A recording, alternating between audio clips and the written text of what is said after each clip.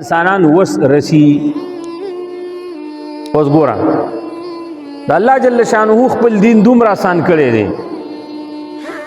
چې کله یو سړی مالدار دی نو دا به زکات ورکوي اسانتیا ته ګوره چې غریب دی زکات به نه ورکوي څومره اسانتیا شوه پیسې در سره شته زکات ورکه پیسې نشته مال نشته بنگلی ګاډي نشته اسباب نشته زکات مه ورکوه د بل نه واخله اسانتیا شوله همدغه رنګي کله ته بیماری نو روجي منیسه چې کله بیماری نشته روجي نیسه ګوره صحت اسانتیا را لګنه اوس که الله جل شانه حکم فرمایلی وي غوږ شری خبرې ته چېرې په هر حالت کې به که بوډاګان دي که ځوانان دي که ماشومان دي که ښځې دي او که سړي دي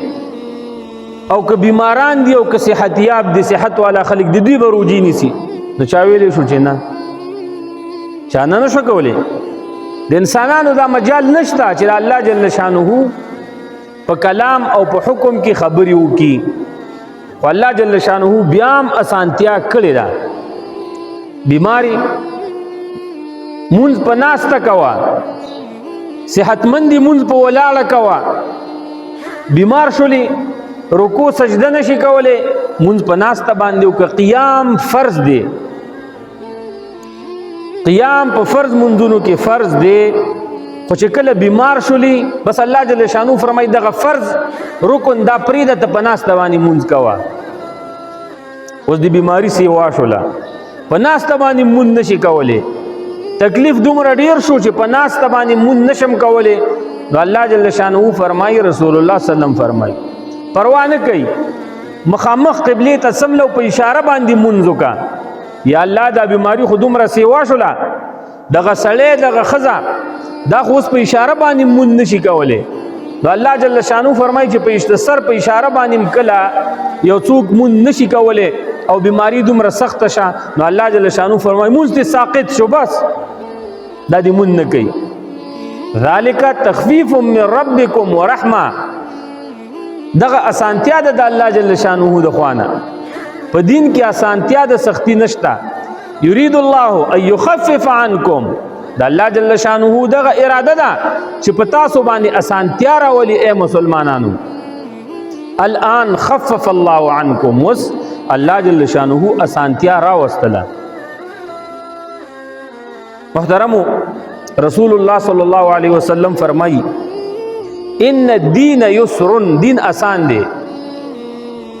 ولن یشاد الدین احد الا غلبه رسول الله صلی الله علیه وسلم فرمایي چې چا د دین سره پهلوانی شروع کړله د نیک عمل سره پهلوانی شروع کړله د هغې سره مقابله شروع کړه نو دا دین به پې غالب راځي ځکه اوس صحتمند سبا به مریضي هغه عمل چې تا په ځان باندې لازمي کړی دی ابه بیا ته د بیمارۍ په حالت کې نشي کولی اوس ځواني ته به بوډا کېږي هغه عمل چې تا په ځان باندې لازمي کړی دی هغه به بیا د بوډاوالي په وخت کې د بیمارۍ په وخت کې نشي کولی د رسول الله صلی الله علیه وسلم یو 3 صحابه راجمع شو 3 صحابه راغلل د عایشې رضی الله عنها نه د رسول الله صلی الله علیه وسلم د بیبیانو نه دا تپوس وکړو چې د رسول الله صلی الله علیه وسلم د شپې او د ورځې عمل موږ ته ووایه چې رسول الله صلی الله علیه وسلم خوب څومره کوي تهجد څومره کوي کله روجی کله بوزی د الله جل شانه ذکر اذکار دا څومره کوي تلاوت څومره کوي یعنی د رسول الله صلی الله علیه وسلم د سلیر شو ګینټو هغه دغه عمل کردار خوی دا موږ ته بیان که شابه عایشې رضی الله عنها فرمایل چې دغه وخت کې دومره روجي نیسي کله روژی کله بوزی نکاحونه هم کوي روټۍ هم خوري کله روټۍ هم ونه خوري دغه رنګې د شپې څه حصه کې راپاڅي مونځ کوي په څه حصه کې رسول الله صلی الله علیه وسلم چې دی دا اوده کېږي کله ذکر کوي داسې وخت راځي چې رسول الله صلی الله علیه وسلم خاموش وي د ورځې هم کله اوده کېږي د دې صحابو ځان سره سوچ وکړو شه خو د الله رسول دی او د هغه مخکې او وروستي ګناهونه خو الله معاف کړي دي خپل اجتهاد یې وکړو خپل استنباط اوس دې وخت کې وکړو چې رسول الله صلی الله علیه وسلم دا عمل چې دی دا ورته لږ کم ښکاره شو هغه ته خو الله ګناونه معاف کړي دي او نشته دی مخکینی او وروستینی اخو سید الانبیاء دی د پیغمبرانو مشر د پیغمبرانو سردار دی نو موږ به داسې وکړو چې د رسول الله صلی الله علیه وسلم د دې عمل نه به عمل لږ زیات کړو یو پکې قسم وکړه به د درېو صحابهو کې والله لا انکح ابدا زه به په عمر کې نکاح ونه کړم بس نکاح به نه کوم د ښځو د بچو نه به فارغ یم او بس بېغمه به خپل منځونه او اودسونه او تلاوتونه او جهادونه کوم او تبلیغونه به کوم سوچ کوه ظاهري دا خبره خو ټیک ده ځکه نکاح نه کوي د څه دپاره چې د ښځې په نفقه کې د ښځې په حقوق کې مشغوله نشم د بچو په نفقه کې د هغو په حقوق کې مشغوله نشم او الله جل شانه ته به دا خپل ځان وقف کړم ظاهري خو خبره ټیک ده اوس دا بل صحابي وایي زه به والله چې د شپې سترګه پټه نه کړم او ټوله شپه به الله پاک ته ولاړ یم او مونځونه به کوم او ذکرونه به کوم او تلاوتونه به کوم په ظاهره خبره ټیک ده چېرې ټوله شپه یو سړی ویښ دی منځونه کوي تلاوتونه کوي اذکار کوي تسبیحات وایي دا خو بهتره خبره ده خو ده په ځان لازمه کړه چې ټوله شپه به زه ایښ یم او زه به سترګه م پټه نه کړم او د الله عبادت به کوم بل څه وویل وایي زه به ټول عمر روجې نیسم او کله به هم د ورځې زه روټۍ خولې ته وینسم اوبه به خولې ته وینسم بس روزانه به زما روجۍ فرض روجې چې راځي خو به مې روجې خو ورسره به ټول عمر چې زه ژوند یم نفلي روجې به روزانه نیسم روزانه به نیسم رسول الله صلی الله علیه وسلم د دې نه خبر شو چې صحابو دغه رنګې قسمونه کړي دي دغه رنګې عبادات په ځان باندې لازم کړي دي رسول الله صلی الله علیه وسلم دا درې واړه ځان ته راوغوښتل او ورته فرمایي ای د الله بندګانو زما نه ولې په عبادت کې مخکې کېږئ زه د الله پیغمبر یم چې زه کوم عمل کوم دا بهتر عمل دی د دې نه بهتر عمل نشي کېدی زه نکاح کوم ته ولې وایې چې زه نکاح نه کوم یو صحابي دا ویلي که نه چې زه به ټول عمر کې نکاح ونه کوم عبادت ته به ځان فارغه کړم ما نکاحونه کړي رسول الله صلی الله علیه وسلم ورته فرمایي النکاح سنتي نکاح زما سنت دی او څوک هم چې زما د هر سنت نه مخ واړی فلیس مني زما د امت نه دی نکاح کوه او د نکاح سره عبادت هم کوه دی بل ته رسول الله صلی الله علیه وسلم فرمایي خطا دا ویلی دي چې زه به بالکل روژه ماته نه کوم اور وخت به روژه یم زه د الله نبي او پیغمبر یم رسول الله صلی الله علیه وسلم ورته فرمایي زه روژه نیسم او زه بوزه کېږم کله روژه نیسم کله روژه نه نیسم نفلي روژې نو زما په عمل باندې عمل کوه ښه دا تا په ځان باندې چې دا روژې لازمي کړي دا تا صحابي ښه نه دي کړي دا د دین سره پهلواني شروع کړې ده او دین سره به پهلواني نه کوې دین به په تا باندې غالب راشي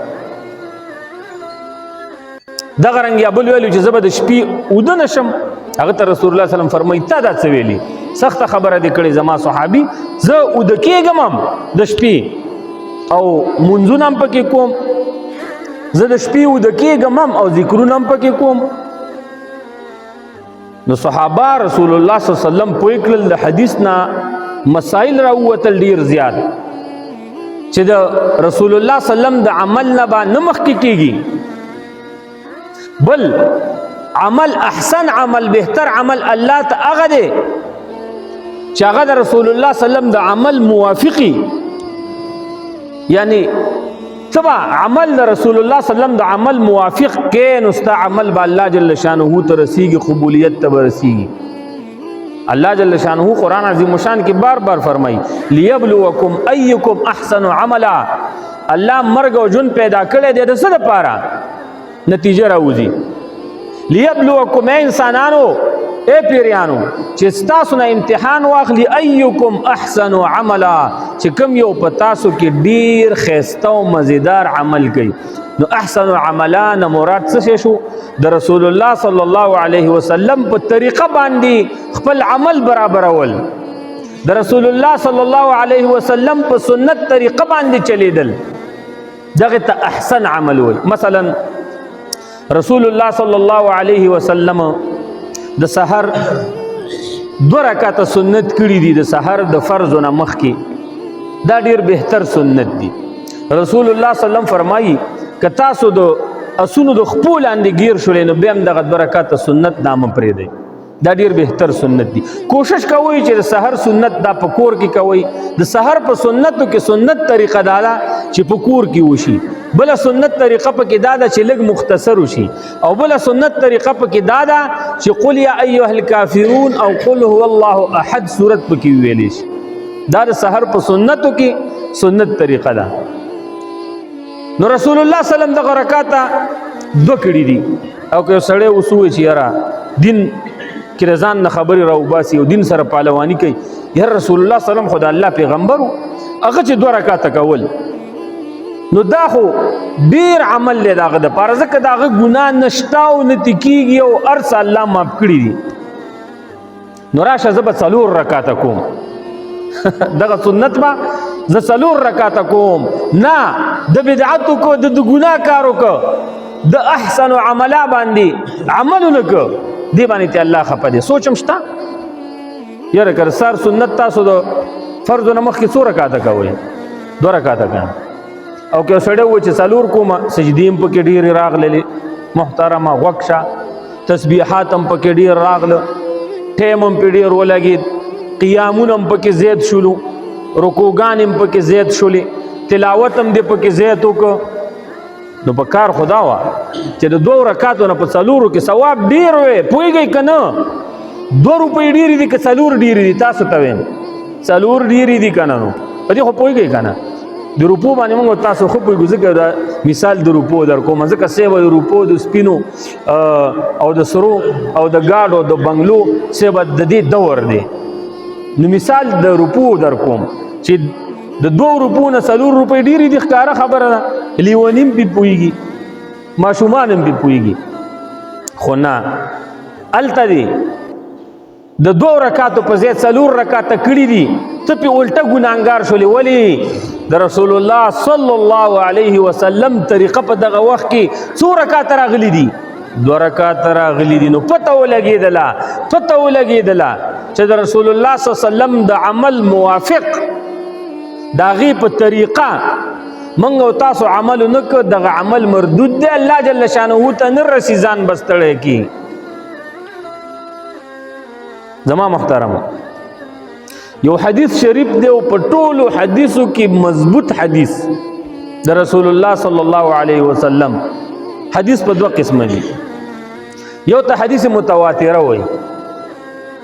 حدیث متواتر دی ته وایي چې د صحابه د ډلې نه د تابعینو ډلې ته نقل شوی، او د تابعینو د ډلې نه تبع تابعینو ته نقل شوی، او د تبع تابعینو د غټ ډلې نه همدا قرنګې پسې راځه موږ تاسو پورې را رسېدلې. دغه ته حدیث متواتر وایي، خبر متواتر. یو حدیث دی د رسول الله صلی الله علیه وسلم چې د قرنګې متواتر حدیث دی. من احدث فی امرنا هذا ما ليس منه فهو رد، او کما قال رسول الله صلی الله علیه وسلم. رسول الله صلی الله علیه وسلم فرمایي چا چې زمونږ په دې دین کې د ځان نه یو عمل راویست چې زما په دین کې نشته، زما عمل په هغې باندې نه دی راغلی، زما قول په هغې باندې نه دی راغلی، دغه سړی د ځان نه په دین کې یو کار راوباسي، دغه عمل د رد دی. بل ذکر رسول الله صلی الله علیه وسلم فرمایي فلیتبوأ مقعده من النار. چا چې په دین کې د ځان نه څه خبرې راویستلې نو گویا چې دا د ځان ته په جهنم په اور کې کور او کند او ځای برابر کی، یعنی دا جهنم ته ځي اوس نه پکې ځان ته ځای برابر کی. نو محترمو عمل بکو د رسول الله صلی الله علیه وسلم په طریقه باندې، بس دغه عمل الله جل شانه ته ډیر خوښ دی. نو مقصد زما د خبرې دا خپل خبره خپل موضوع درازه چې دین دا آسان دی، دی کې تکلیف نشته. رسول الله صلی الله علیه وسلم فرمای، امام احمد ابن حنبل د دې حدیث روایت کړی دی او غالبا روایت دی د عائشہ رضی الله تعالی عنها نه. غالبا رسول الله صلی الله علیه وسلم فرمای ليعلم اليهود، يهود دی په دې خبره باندې پوه شي چې ځا الله جل شانه را لېږلی م په کوم دین سره، بالحنفیة السمحه، ځا الله جل شانه په حق دین باندې را لېږلی م. السمحه چې دا آسان دی، دا سخت نه دی. یلکو زمو ستا الله دین څومره آسان کړی په دې ځان پوی کوي امت محمدیه ته الله جل شانه کار ډیر آسان کړی دی رسول الله صلی الله علیه وسلم یو مثال ورکړي وای زما د امت او د نور امتونو مثال داسې دی چې يهودو د سحر نه تر غرمې پورې مزدوري وکړله او همدا قرنګي الله جل شانه ورته مثلا 2 روپۍ مزدوري هغوی ته ورکړله نسواراو د ماسپښین نه تر مازدیګره پورې وکړله مزدوري الله هغوی ته هم 2 روپۍ ورکړلې مثلا او امت محمدیه د آخري امت چې دی دوی د مازدیګر نه تر ماښامه پورې مزدوري وکړه دوی ته الله 4 روپۍ ورکړي سوچ هم شته وخت لږ دی او مزدوري ډیره شوه که نه د هغوی وخت ډیر دی مزدوري لږه شوه که نه زموږ ستا وخت د مازدیګر نه ماښامه پورې څومره وخت دی خو ګنټه وخت دی او زموږ ستا مزدوري د هغې امتونو نه ډیره ده نه رسول الله صلی الله فرمایي دا خو د الله پاک خوښه ده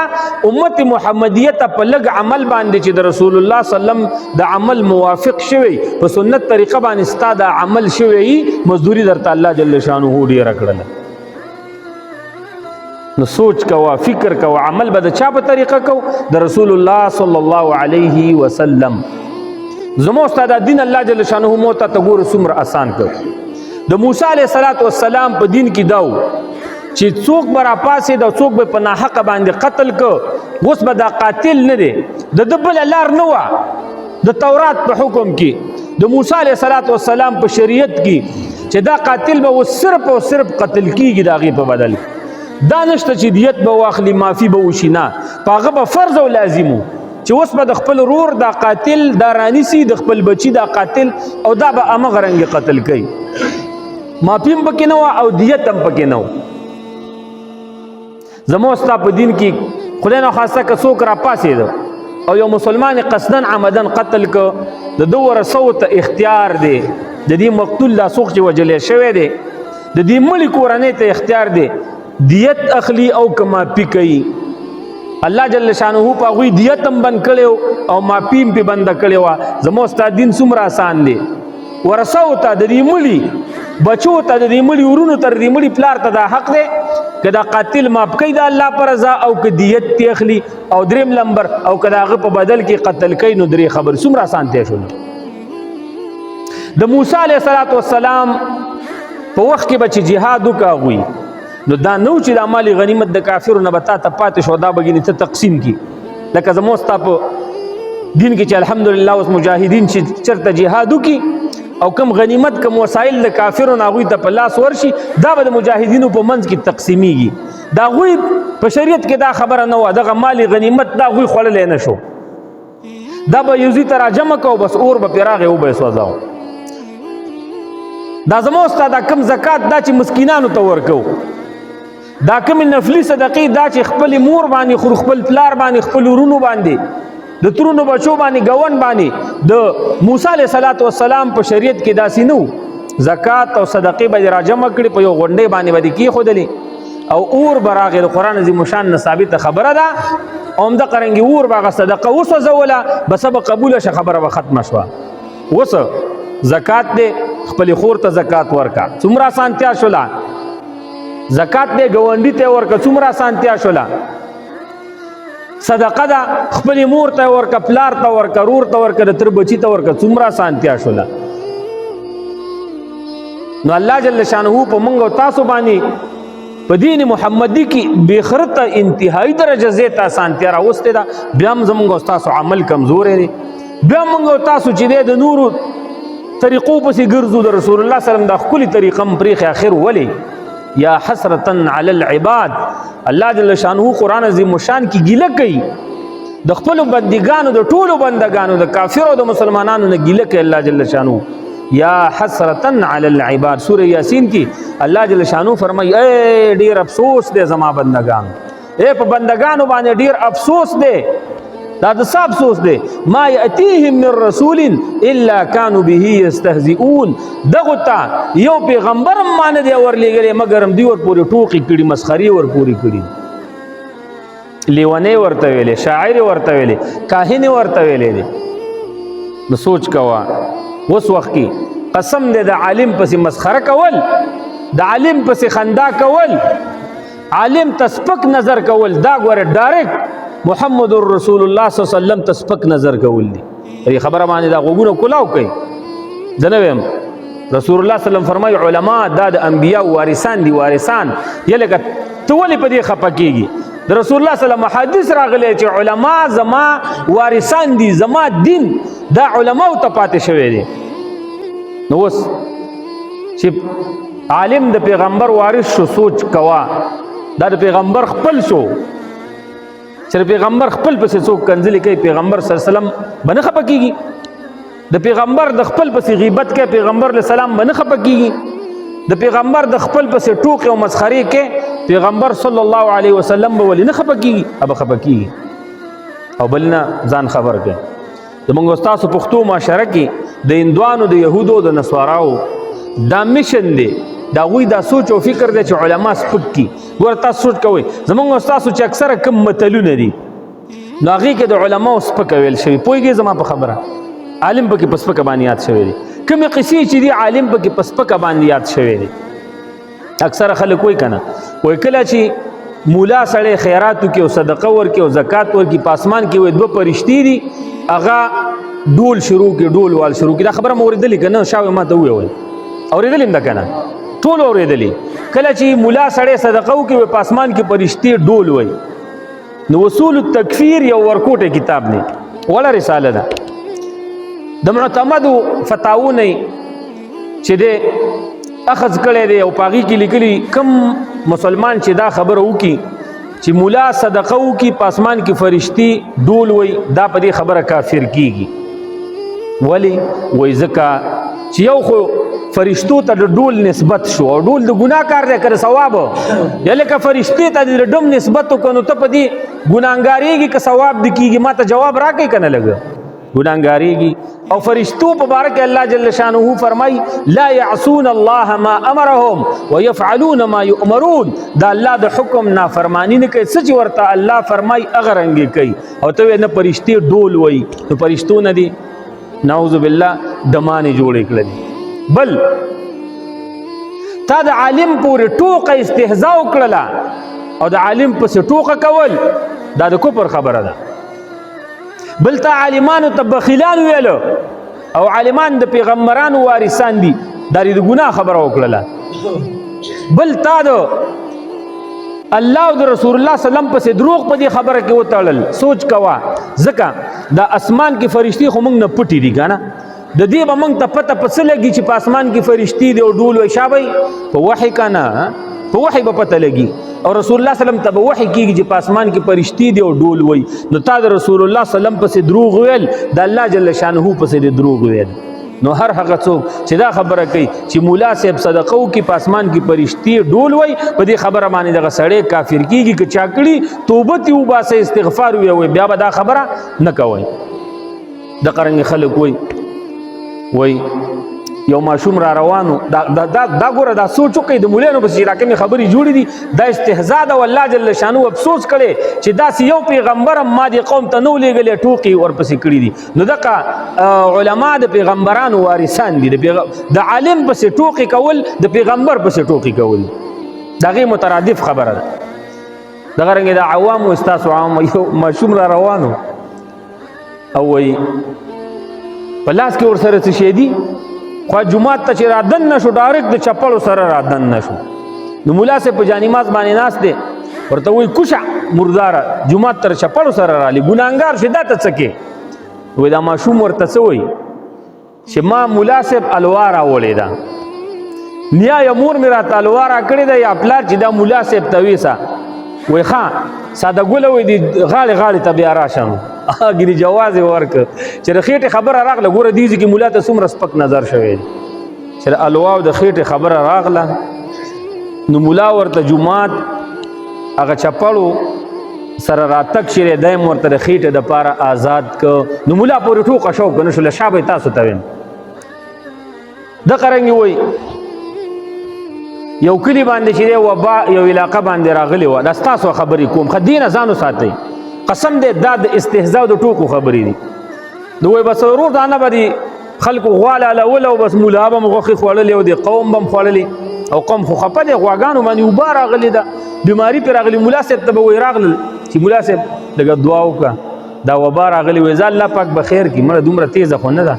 خو شرا خو د الله مرزونه دي زی راځي نو دا تاسو عوام یو چې مولا وبګه غوخي خوړلې نو مولا دعا نه کوله دا ګوره مولا پورې ټوکی دي و یو وخت کې تاسو چالو شو چې د مولا غو مریضه شول تاسو عوام یو وای مولا صاحب چې کور تلال خزي ورته ویل چې لکه مولا صاحب دا غوا مریضه شوی د مړه نشي وای مولا صاحب جمعه دراغه او قوم ته ویل چې لکه د اخلاص سره دعا وکړي ګوره مرض وس ډیر زیات شو مرض سخت زور واغسته نو تاسو عوام یو چې مولا غوا دا مریضه شول نو دستی دعاګانې شروع کړي دا مولا پوری مسخري دی او ټوکی دی د دې خبرو ګوره اړو ثبوت په اسلام کې شته نه دی زما محترمو د مولانو پسې ټوکه او استهزاء مکوئ قسم مې د الله په وحدانیتي چې دغه علما لس کاله څومره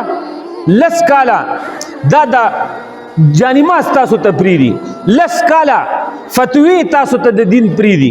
لس کاله د کتابونو لیکل بند کی لس کاله د قرآن عظیم الشان درس بند کی لس کاله تا بچو ته مدرسه کې درس نه خي قرآن ورته نه خي حدیث ورته نه خي لس کاله تاسو ته په لسپیکرو باندې په جنازو کې په اخترونو کې په عام اسلامی محفلونو کې بیانونه بند کی نو څه به لس کا سوچ وکړئ نام علما د اتفاق کې چې بس د دین خبره باندې کو د دین ترویج باندې نه بعد نه کو د عوامو ته پریدو نو سوچ وکړئ څه به جوړ شي څه به جوړ شي تاسو ته وایم پرله سوکالو کې بچیرته حافظ پیدا شي د قران عظیم الشان سوای کنا حافظ چرته پیدا کیږي شابه په مدرسه خو مولا سے بند کړله پله سوکالو کې به حافظ را نشي سوچ کوا پله سوکالو کې به عالم راشي نه برازي مولا سے مدرسه بند کړي دا پله سوکالو کې به موت د حلال او د حرام د جایز او د ناجایز پختنه د مولا صاحب نه کو موت په ناجایز او په جایزو کې ورلګي او سیبا معاشري نه بس جوړ شي لس کالو کې با زما په مړي باندې مولا صاحب جنازه نه کوي الله بنا مړي وبخي نه بخي عالم په نه دی ولاړ لس کالو په جمعات کې جمع بند شي الله با څه قسمه فیصلې زموستا په بارکیو کې سوچ کو لس کاله چې مولانو صاحبانو قسم مې د الله په ذاتی دا خپل کار پرې خود دا خپل دین تاسو ته در حواله کو والله چې ارڅ غره خرابېږي سوچ وکي فکر وکي دا قران عظیم شان چې محفوظ دی د الله جل شانه د چا په وجه محفوظ کړي شابه د قاریانو حافظانو علماو په وجه دغه احادیث دا چې محفوظ دي تر اوسه پورې مو ته په فخر کو جو عالم د هندستان یو غټ عالم دی هغه غالبا په یورپ کې په یو ملک کې یو غټ پروګرام برابر شو د يهودو عالمان امراو غختل د عیسایانو امراو غختل د اندوانو امراو غختل او څومره چې ځان ته هغه د دینونو ولاوي دایره غختل د مسلمانانو امراو غختل چراوي غختل نو خبره پدی باندې او شهر یو سړی بعد خپل دین سند پیش کی سند پیژنې وزویم چې قال رسول الله صلی الله علیه وسلم رسول الله صلی الله علیه وسلم فرمایلی من رأى منكم منكرا فليغيره بيده فإن لم يستطع فبلسانه فإن لم يستطع فبقلبه وذلك أضعف الإيمان مثلا دغه حدیث ما پکې صحابي یاد کو مثلا رسول الله صلی الله علیه وسلم یاد کی چې رسول الله صلی الله علیه وسلم فرمایلی دي اوس راځي وای داسې د خپل دین تاسو په خپل سند سره خپل پیغمبرانو ته ورسو خپل مشرانو سوچ کوا زمون دا دین الحمدلله داسې محفوظ دی چې رسول الله صلی الله علیه وسلم ار یو عمل داسې را رسیدلې دی لکه اوس رسول الله صلی الله علیه وسلم شروع دی وغه عمل کوي لکه موت چې گویا رسول الله صلی الله علیه وسلم ګورو دغه عمل کوي قسم په الله د دین یو حدیث چان شوی دی ما اوریدلی دی ګوره موږ چې الحمدلله فارغ شو شیخ ادریس ابن نعمانیین په 2014 کال کې 2016 کې نو موږ ته یو سند راک دغه سند دا زمانہ تر محمد رسول الله صلی الله علیه وسلم پسې د ار یو حدیث رسیدلې دی دا یو کتاب رسیدلې دی نو زه چې الحمدلله کوم خبره کوم گویا چې ما دا د رسول الله صلی الله علیه وسلم نه اوریدلې ده خو په منځ کې واسطې شته دي دغه سندونه دغه واسطې دا چا محفوظ ساتلی؟ دا علماو ساتلی. دغه قرآن کې اوس تاسو ته علما پریدي چې ځئ چې څه کوئ وکئ. دغه قرآن کې به ځان نه قادیانان، شیعګان، یهود او نصارا د ځان نه پکې عربي لیکلی چې مو ته پې پوهېږو نه پې پوهېږو. څوک به ما پوه کوي؟ عالم به مې پوه کوي. اے محترمو او کار شروع دی ښه خبر به شئ. قرآن عظیم الشان کې حروف لفظونه دا چې دی بدلی خلک تفسیری چې کوي داسې تفسیری کوي چې ته به پې پوهېږي هم نه، ته به چې دا خو ټیک خبره ده، خو هغې کې به هغه د ځان نه خبرې کړي، تحریف پکې شروع دی. خو الله جل شانه وعده کړې ده که موږ او تاسو ته الله پرېښی وي د نور امتونو غوندې والله دا قرآن به اوس داسې برابر نه وي. خو الله جل شانه وعده کړې ده انا نحن نزلنا الذکر وانا له لحافظون. الله جل شانه فرمایي بېشکه ما قرآن نازل کړی، موږ قرآن نازل کړی او الله جل شانه فرمایي موږ به د دې قرآن حفاظت کوو، د دغې دین حفاظت به کوو، د دغې دین ذمواري الله جل شانه اخیستې ده. خو ظاهري سبب یې څوک دی؟ جواب راکوي علما دي. څوک دي؟ یا لکه دروغ وایم زه، علما حفاظت کوي که نه کوي؟ علما حفاظت کوي. نو هغلته چې مناظره مقرره شوله نو سیبه د مسلمانانو عالم پکې د هر یو حدیث د رسول الله سلم د خبرې سند علی ما د دې خبرې سند رسول الله سلم ته ورساو، ما د دې قرآن سند رسول الله صلی الله علیه وسلم ته ورساو. شابه تاسو خپل سندونه راوړئ.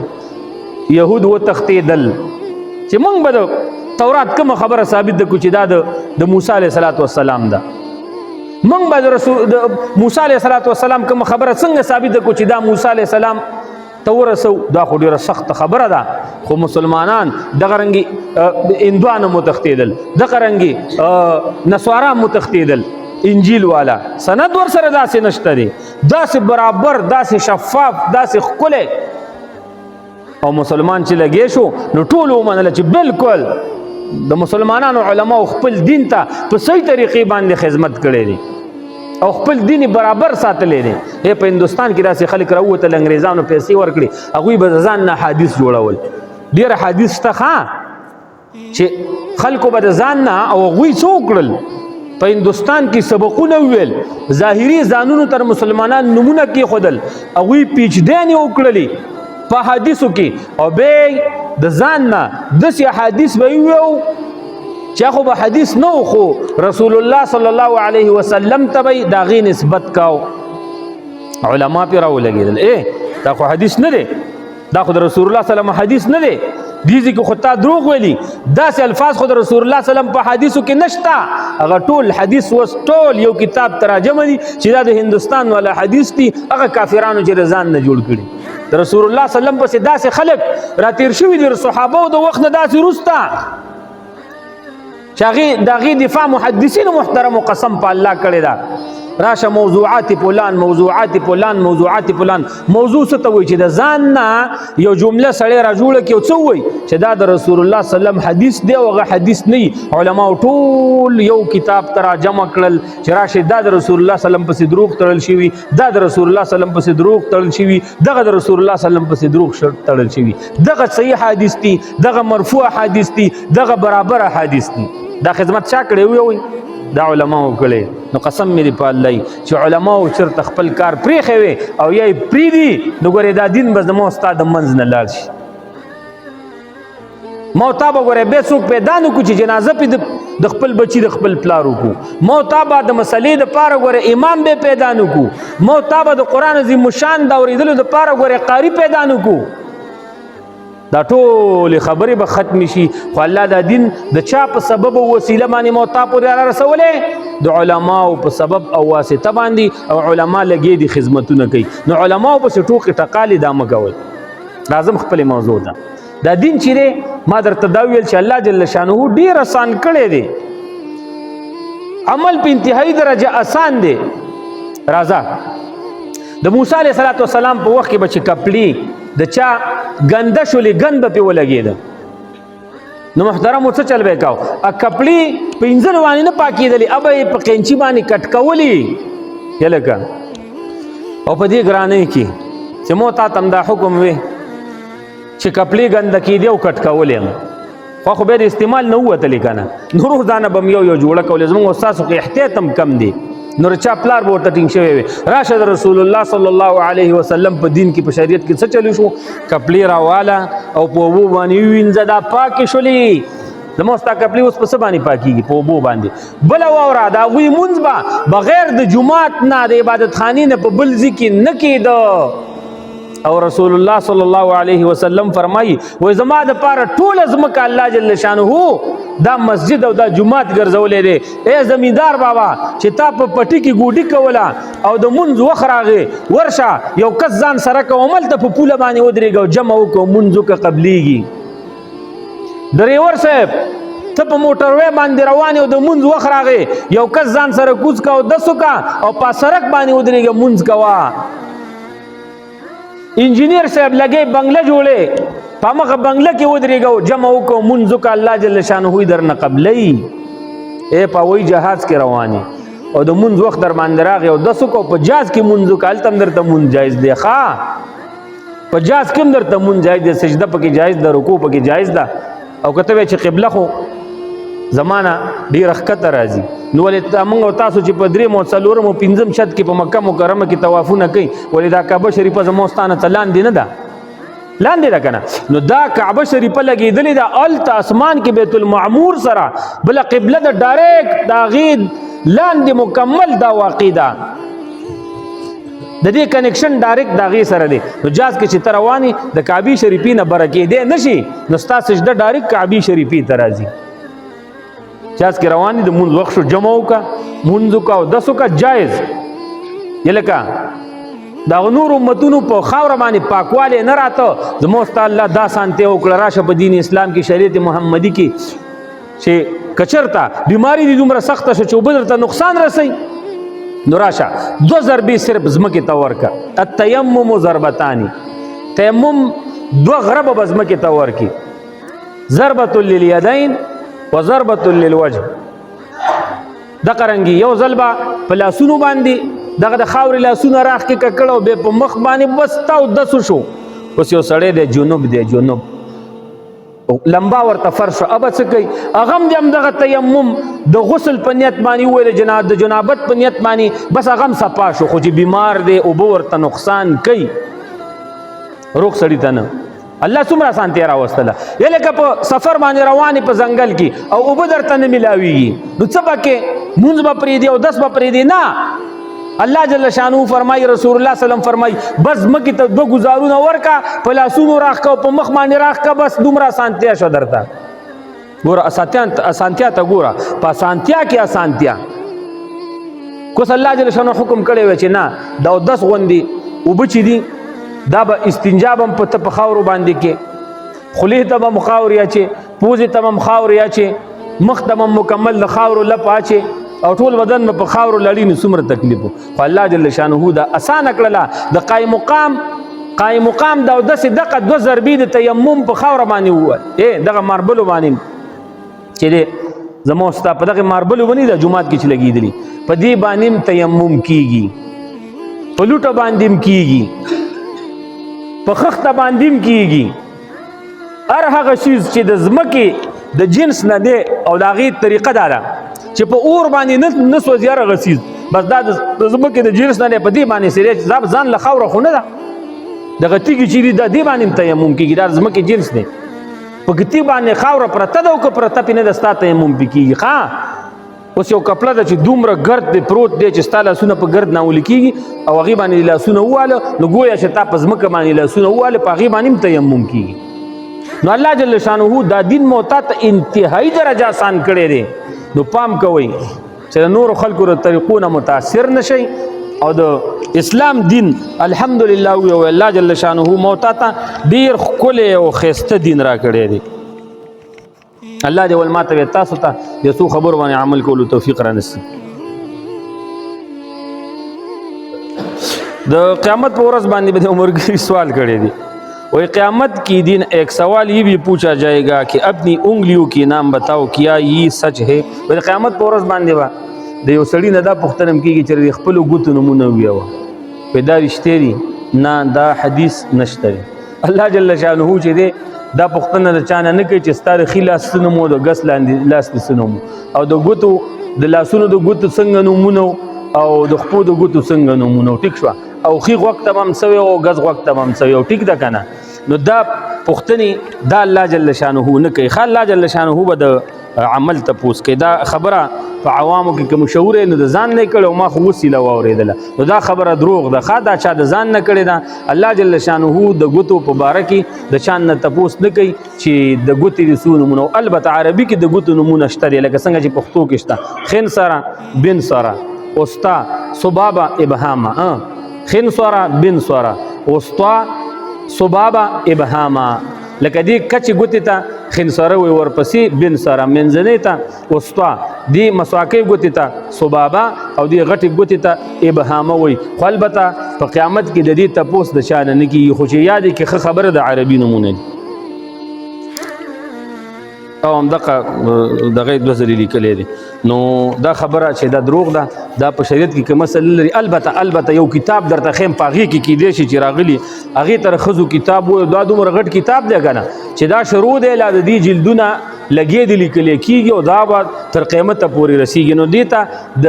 ښځو کتاب وایي بل کتاب هم شته دی کتاب البطن ورته وایي د خېټې کتاب نو دا ډېرې مسلې چې دي د ځان نه چې راوځي دا د ښځو نه راوځي او ځینې خلک یې د خپلې خېټې نه راوباسي او دین کې هغې ته چې دی هېڅ قسمه ترجیح دي ته نه ورکولی کېږي دا د ځان نه خبرې الله دې عمل کولو توفیق را نصیب